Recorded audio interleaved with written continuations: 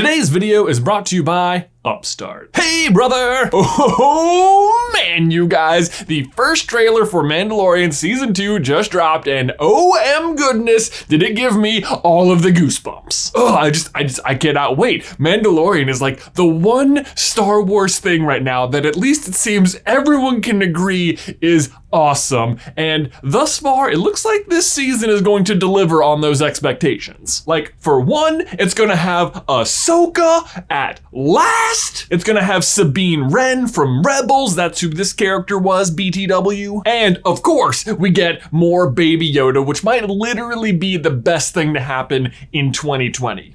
Well, other than the birth of my actual baby twins, Nick and Nate. They're pretty great too.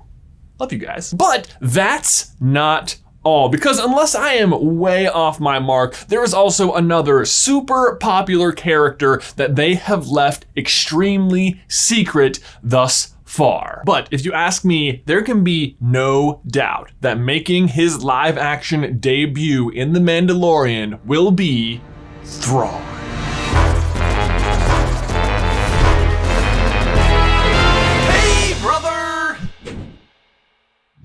Guys, before we dive on in, we need to give a huge thank you to today's sponsor, Upstart. As always, financial responsibility is a big deal, and we recommend that you do your research and make whatever is the correct decision for you. Now, it is no mystery that we are presently living in uncertain times, and lots of people are looking for ways to feel more financially secure. And if you feel like you're just needlessly throwing money at credit card debt, Upstart might be able to help. Now, if you don't pay a ton of attention to your credit card bill, I don't blame you. Credit card bills are a snooze fest. But you might be getting eaten alive by interest rates. For example, if you were $1,000 in debt and you have an 18% interest rate, you'd be paying about $30 a month. It's not terrible, but if you look closely, you'll discover that only about half, $15 of that, is going towards the debt. The rest is just interest. That adds up pretty immediately and over time, and that is where Upstart can help. Upstart is a revolutionary lending platform that goes beyond the traditional credit score to award you with a better rate. So more of your payment is going to the right place, so you are becoming more secure faster. See why Upstart has a 4.9 out of 5 on Trustpilot, and head to upstart.com/SCB to find out how low your Upstart rate can be. Checking your rate only takes a few minutes. Again, that's upstart.com/SCB. Link is in the description down below. Quick heads up, I know there's a lot of Star Wars out there, but this video is going to contain spoilers for The Mandalorian Season 1, the Thrawn trilogy, and Star Wars Rebels. You've been warned. Okay, so if you've only ever watched the Star Wars movies, you might be wondering, who is Thrawn? Thrawn Roanoke, better known simply as Thrawn, served as a Grand Admiral in the Imperial Navy during the time of the Galactic Empire. And chances are you have at the very least seen images of this guy. He is extremely popular in the expanded universe and has been for quite some time. He was actually introduced way back in 1991, and I remember even just as a kid constantly seeing this blue-faced, red-eyed guy on the cover of Star Wars stuff, but never really having any idea who he was. He certainly seemed like he had something to do with Star Wars, but he wasn't in any of the movies. To me, he kind of fills the same role in the fandom as Ahsoka does, just for the villains. He's incredibly popular, incredibly talented, but has never made any sort of live action debut. He existed solely in the expanded universe, and then when Disney bought Star Wars, they effectively retconned him right out of existence. But only briefly. Disney swiftly reintroduced the character right back into the universe, and even hired the same author, Timothy Zahn, who wrote the original Thrawn books way back in 1991, to write his new trilogy. Although honestly, I think there might even be a fourth book now. It is so hard to keep up with everything Star Wars. But whatever, 3, 4, I would recommend reading them, they're good. But if you don't want to read and you'd rather have something to watch, you are actually in luck, because Thrawn serves as the primary antagonist for most of the show Rebels. And I have to tell you, it is hard not to like Thrawn because he is just so unique in the Star Wars universe. He is a straight up tactical genius. It'd be almost like if you combined Spock with Sherlock, except he's blue and has creepy red eyes and is controlling the Imperial Navy. In fact, when Vader reads his mind, he describes it as the most organized mind he's ever felt. Not exactly like a brain desk, huh? Hey.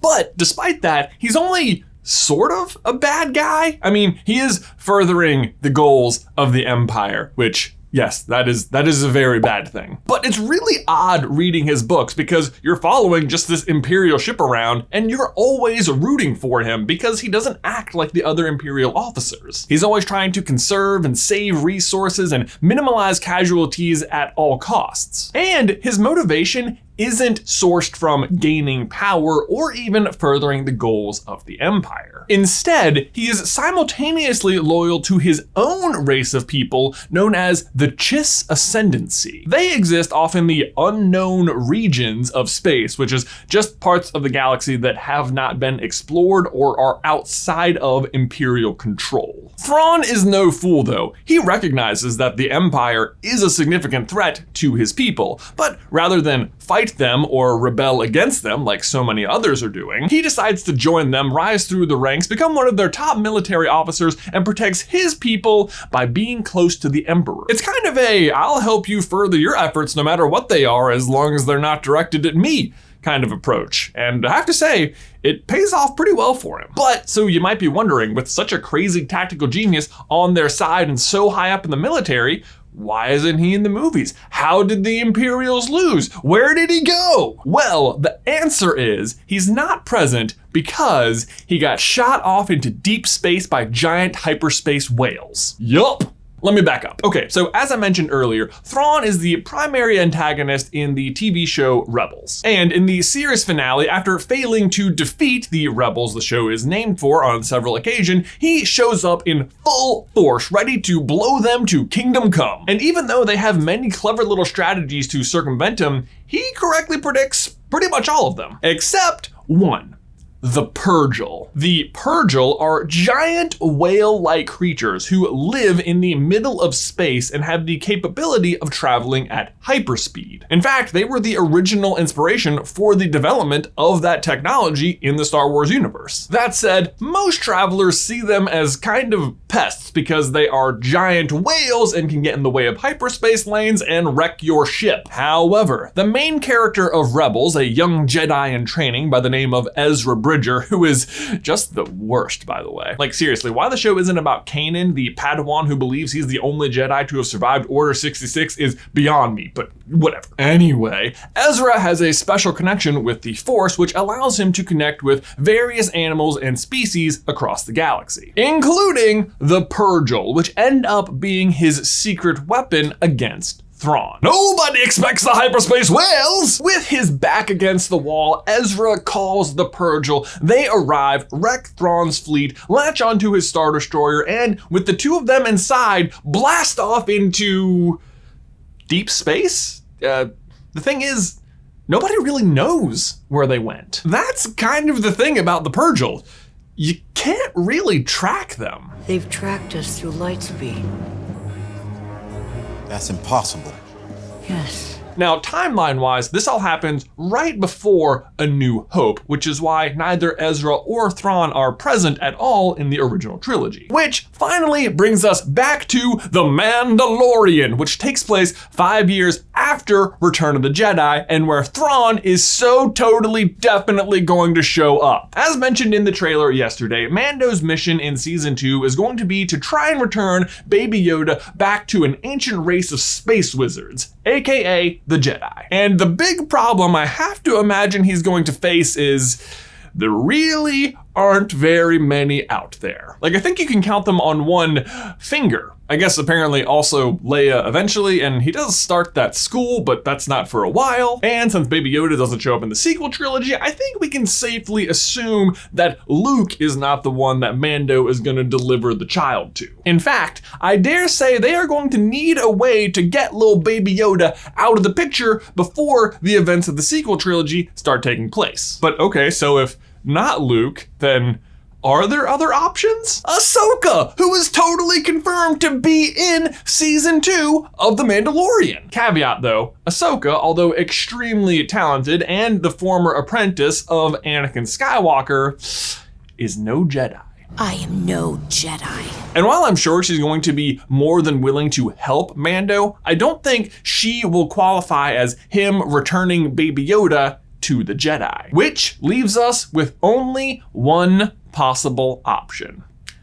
Ezra. Now, you might think that because the windows on that Star Destroyer were broken before the whales blasted off into hyperspace that he is definitely super dead, but let me tell you, he definitely is super not. I mean, for one, we've seen other Jedi survive in deep space before now, haven't we? But besides that, the very final scene of Rebels shows Ahsoka returning and meeting up with Sabine. Remember her from earlier? The two of them then go to search for Ezra, and all that is happening immediately after Return of the Jedi. The show ends on a very positive and hopeful note, but it is still one that has never been resolved. Like, you don't know, did they ever find him? Well, I think you can probably do the math for yourself at this point. The two of them are both back in The Mandalorian, and he is now also looking for a Jedi, so if you ask me, the hunt for Ezra is on. And who is with Ezra?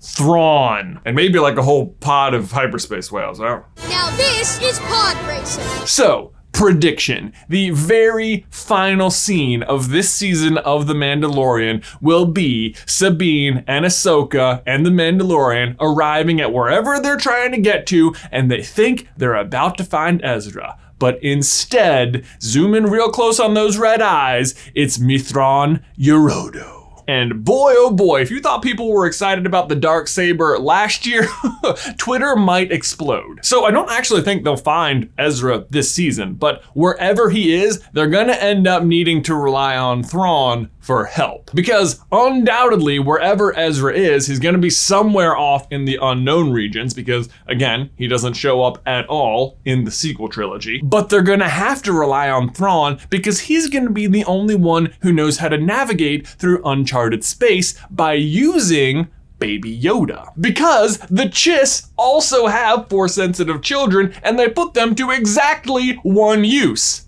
navigating uncharted space. And do you know what the Chiss happen to call, by just complete coincidence, their Force-sensitive children who help them navigate through hyperspace?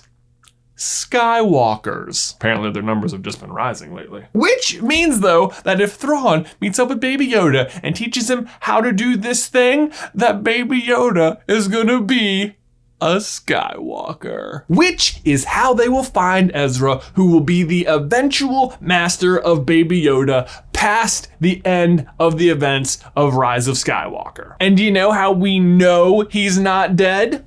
Because his voice isn't present when Rey faces Palpatine. Every Jedi who ever lived lives in you. The Force surrounds you, Rey. Let it guide you. As it guided us. Ahsoka's voice is there. His master, Kanan's voice, is there. It's not like they just forgot about the TV show Rebels. And like, I double checked. Ezra's name is not in the credits, and it's because he's not dead. He's just forgotten and really far away in deep space, taking care of Baby Yoda. Although, wait a minute, if Ahsoka's voice is there, that means she's totally gonna die in The Mandalorian. Probably defending Baby Yoda. Could there be a more noble death? I don't think so. Well done, Ahsoka. Well done. Anyway, guys, that is my prediction. Thrawn is coming. Ahsoka might die. Oh my gosh, I am so excited for this season. Ben, my question for you and everyone else is, what do you think? Will Thrawn be coming? Is Ahsoka going to die? Is Sabine gonna end up with the Darksaber? What are your predictions? Let me know in the towel section down below. Guys, thanks so much as always for watching today's video. Don't forget to leave a like on it if you haven't already, and subscribe so you don't miss any future Star Wars action from us. If you want to see what planet Yoda is from, you can check out this video right here. But Ben, until next time, I will see you in another life, brother.